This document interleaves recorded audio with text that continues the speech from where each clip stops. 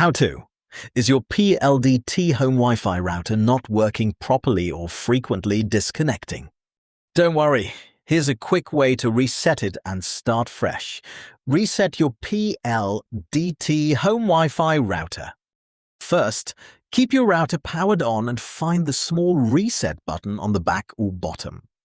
Use a paperclip or similar tool to press and hold the button for around 10 seconds. Release the button when the router starts restarting. Now, wait a few minutes while the router completes the reset process. Once the lights become stable, connect your phone or computer to the default Wi-Fi network. Keep in mind that a factory reset can remove your custom Wi-Fi name and password. After connecting, open a browser and check if your internet is working normally.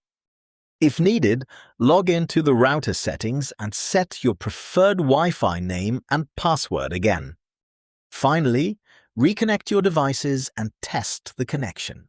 If the problem still continues, contact PLDT support for further help.